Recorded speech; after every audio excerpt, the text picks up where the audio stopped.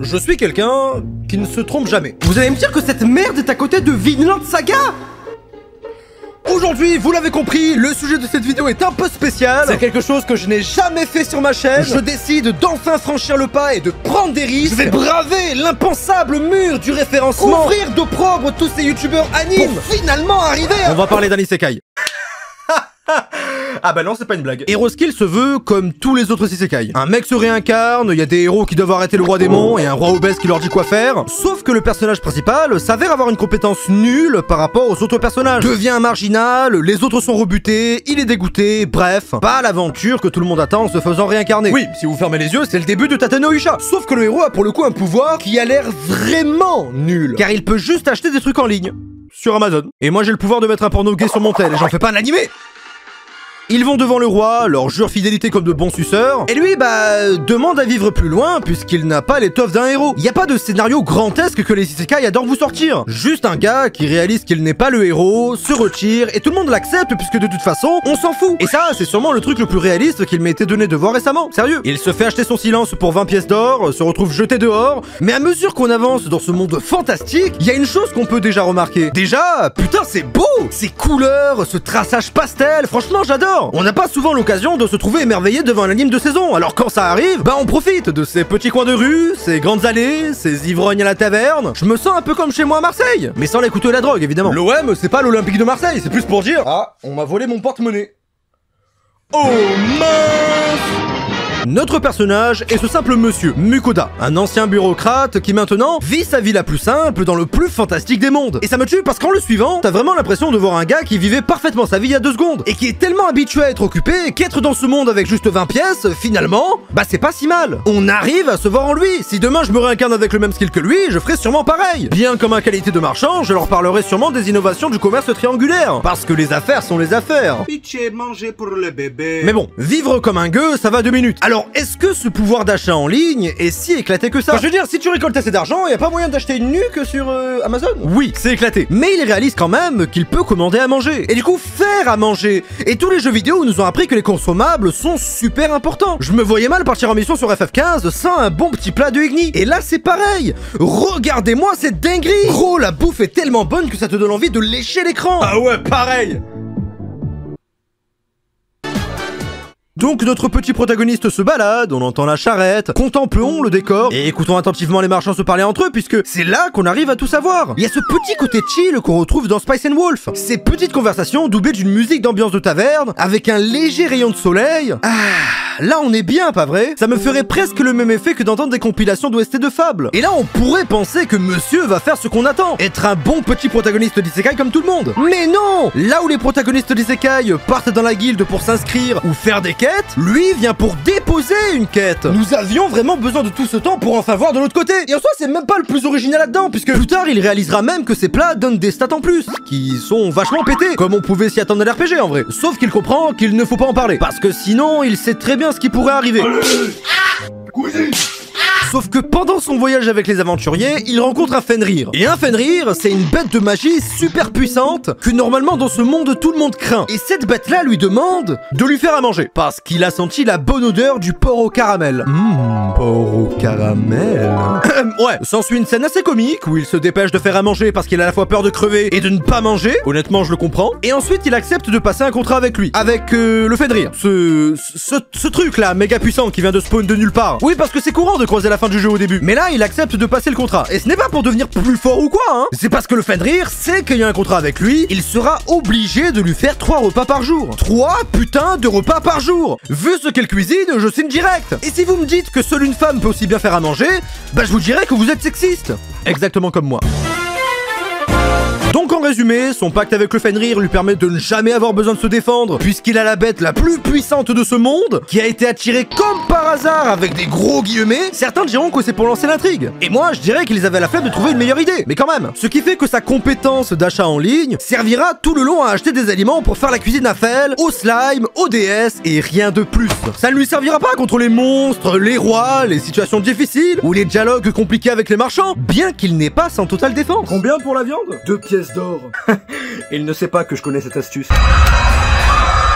Mais non, mais... Cet isekai, à mon avis, transmet au public toutes les valeurs perdues d'une œuvre qu'on apprécie. Le calme, la tranquillité, le dialogue. Qui a dit qu'on devait avoir des combats de fou toutes les 2 minutes? Qui a dit qu'on devait avoir des révélations de malade ou un arbre de compétences immense? Cet isekai est basique, simple et joyeux. Suivre un groupe d'aventuriers random pour une quête, leur faire à manger, profiter de l'instant présent parce qu'on sait qu'on ne les reverra peut-être plus, chasser, sortir, une quête pour cueillir les plantes, tiens, soyons fous. Dès le premier épisode, tu sais que notre personnage n'est pas intéressé par la guerre, les stats ou encore construire un monde à lui comme dans Slime d'Ataken. Bien qu'il y aura un slime avec une voix de Loli parce que...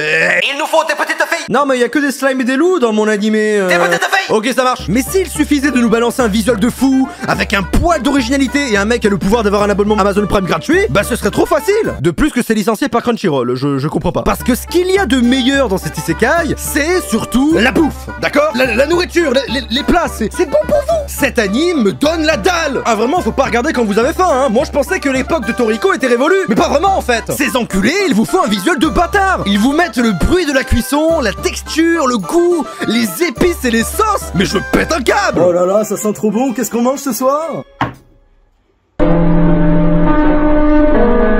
Et plus tu suis ce truc, et plus tu te surprends à kiffer connaître les spécificités de ce monde. De l'aventure de Mukoda et surtout de son Fenrir. La royauté qui veut s'emparer de son pouvoir, les gens qui veulent profiter de Mukoda, les marchands qu'il va croiser, les aventuriers qu'il va recroiser, les quêtes qu'il va accomplir, les dilemmes qu'il devra prendre, entre manger du dinosaure ou des boss de donjon. Franchement, cet animé sait te mettre bien et créer un cadre, une ambiance vraiment chaleureuse et des personnages qu'on adore voir entre eux. Même le style de l'ending est incroyable. Moi qui ne regarde jamais d'ending. Après, il adoptera le slime, qui est finalement très cheaté à haut level. Ensuite, il fera des commandes Uber Eats aux DS pour avoir leur boost, leur bénédiction, entre guillemets, qui lui en soi ne lui sert à rien du tout, à part jeter des cailloux. Et c'est ce que je vous avais dit. Le gars, c'est principalement cuisiner. Et c'est ce qu'il va faire. Comment faire réaliser à certains qu'un concept aussi basique peut donner quelque chose d'aussi bien? C'est vraiment le genre de voyage d'aventure unique à regarder et très divertissant. Parce que qu'est-ce qui réunit un Fenrir, un slime, une déesse, des aventuriers et des marchands? Manger.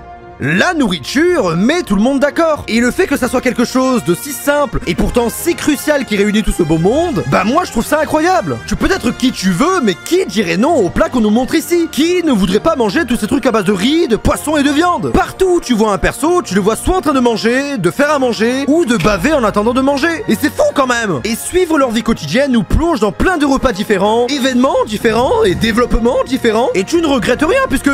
de base, t'es là pour voir un mec faire à manger. Et je peux vous dire que je m'y connais, hein. C'est la première fois que je peux parler avec la conviction que personne ne pourra me contredire. À part les véganes, évidemment. Et les végétariens. Et les végétaliens. Et malgré le contexte calme où l'animé n'est pas vraiment propice à des combats de fous avec des échelles de puissance de malade, je vous invite néanmoins à assister aux chasses de Fel ou simplement à l'évolution du personnage principal qui va découvrir ce monde, ce qu'il peut faire et avec qui il peut le faire. Ainsi, le développement de ses relations avec les autres personnages sont aussi incroyables. Quand au début Fenrir n'était lié à Mukoda qu'à cause du contrat qu'ils avaient passé, maintenant c'est beaucoup plus. C'est une vraie amitié qui s'est liée, également avec le slime, qui prend même Fel pour son grand-père. T'es trop mignon, putain. Et tu le remarques au fur et à mesure qu'ils sont de plus en plus proches, de plus en plus à l'aise l'un envers l'autre. Et où Fel se soucie vraiment de l'évolution de Mukoda jusqu'à lui organiser des entraînements malgré lui. On peut dire ce qu'on veut, mais ça, c'est le vrai amour. Se soucier de l'autre jusqu'à l'aider, lui parler, lui faire prendre la douche, ou a fortiori, lui faire à manger. Et c'est là toute la leçon de l'œuvre. En fait, cet animé, c'est un échange logique de bons procédés. On pense certainement que tout est coulé d'avance, que si Fel aide Mukoda, c'est parce que le scénario l'a décidé ainsi. Alors que non, notre protagoniste est bien conscient que Fel et le slime lui sont utiles pour survivre dans ce monde. Il n'aurait pas tout ce qu'il a sans eux. Parce que lui, au fond, le seul truc qu'il sait faire, c'est passer commande sur internet et faire à manger. Alors, il utilise sa seule capacité pour remercier ses camarades. Il n'y a aucune dépendance affective, il n'y a pas de soumission ou de pacte chelou que tout autre protagoniste d'isekai ferait, mais juste un échange de bons procédés. Et on en revient à la simplicité d'une clarté inimaginable que j'ai dit apprécier au début. Parce que c'est ce qu'on retrouve tout le long. Cet animé est juste réconfortant. Voir de façon détendue un loup, un slime et un gars faire à manger, chasser et remplir des quêtes, oui, c'est cool. Mais en plus, c'est fait avec une qualité qui dépasse l'entendement. Hero Skill Online est mieux animé que Tate no Yusha, et peut-être même que SNK, mais je ne me lancerai pas là-dedans, hein, je vous le dis. Le moindre truc que montre l'animé, il te met une patate visuelle. Et toi t'aimes bien voir ça, c'est comme hypnotisant. Comme quand tu défiles des shorts ou des TikTok et que tu tombes sur un gars en train de faire à manger de façon esthétique. Mukoda est en fait une sorte de Bayashi depuis le début. Tout s'explique. Bonjour la puissance, nouvelle recette de Bayashi. Alors aujourd'hui, il est particulièrement beau. Le seul vrai côté négatif pour moi, c'est qu'il est vrai que c'est dommage dommage que la réincarnation n'ait pas plus d'impact que ça. Je me réincarne, je me pose pas de questions, boum, l'aventure commence. Même les héros du début qui l'ont abandonné parce qu'il a des pouvoirs trop nuls ne sont jamais plus remontrés à l'antenne. Sauf dans une mini-scène de fin, mais ça pue la merde. Honnêtement, c'est dommage. Je m'attendais à voir la confrontation avec Mukoda, mais il n'en est rien. Donc au final, est-ce que l'anime n'est basé que sur la cuisine, le commerce, l'échange et la découverte d'un autre monde? Oui, évidemment. Cet anime est réellement basé sur la cuisine et la relation des personnages entre eux. Si vous étiez fan à l'époque de Spice and Wolf, cet anime est fait pour vous. Si vous étiez fan de Food Wars à l'époque, cet anime est aussi fait pour vous. Foncez voir cette petite pépite. Et si vous l'avez déjà fait, reprenez volume 3 du Light Novel pour lire la suite, ou chapitre 34 pour le manga. L'anime a très bien marché sur les ventes de ses Blu-ray, donc je dirais qu'on est plutôt en bonne voie pour une saison 2. Pas mal, non? C'était Yorin, il y a plein d'autres vidéos comme ça sur ma chaîne. Abonnez-vous, laissez un commentaire, je réponds souvent. Laissez un petit like, et ciao, bye!